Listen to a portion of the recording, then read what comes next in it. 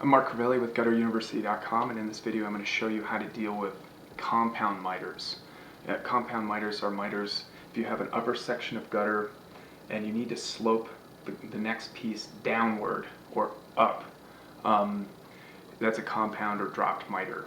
And there's certain situations where you need to do this with, for example, if you have a small section of gutter that you can't drop a downspout down into, like a little patio, or for some other reason a window well is down below, you can't drop the water down there, you will sometimes need to run gutter down the rake to the next piece of gutter.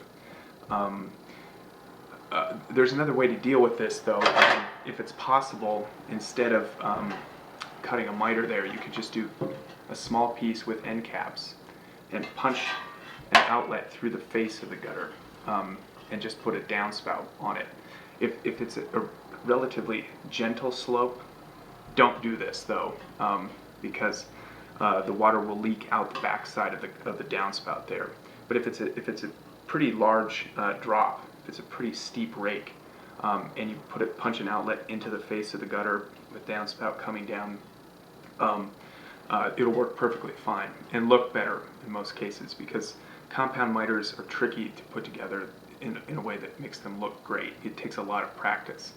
But there are situations where you probably will have to do it. So this is how you do it. So the first thing to bear in mind is that when you're cutting compound miters like this, is to put the tabs on the horizontal pieces. You don't want to have to deal with tabs on the piece that's actually sloping. So in this case, what we're imagining here is an inside miter that connects with a piece of gutter that's sloping downward. So as you can see, I put tabs on the inside miter, which is running horizontal, it's not dropping. And I've also put tabs on the piece that it's connected to down below, so that both of the horizontal pieces get the tabs. And that allows us to put these in just normal template, normal 90-degree template to cut this. But the next piece, as you can see, instead of following the template and cutting all of this out, I've cut along the line on the bottom, but I've just cut straight up here and left a little tab. That allows us to play with this on the roof. So essentially, we can have both pieces with tabs already installed, and then we can slip this in on the roof, and we can play around with this. Get this tab out of the way. So if we get this on the roof, and we find, as you can see, this, when it's cut straight up, it will allow for a massive drop. Anything larger than that, you really shouldn't be doing this. You should just put a downspout in anyway. As I said, through the face of the gutter. But if the angle is less than this, we can put a screw in the bottom, and we can just bend this out of the way on the roof and shave off little bits of this as we need to, till we get it to where it matches up. You want to take off small amounts as you're going, obviously, especially if this is a long piece of gutter, because you can't put metal back onto the piece. And you're going to see a lot of play in both of these pieces. Don't have any of the hangers in, by the way, when you're trying to do this. Just leave them loose so that you can open them up and play with them.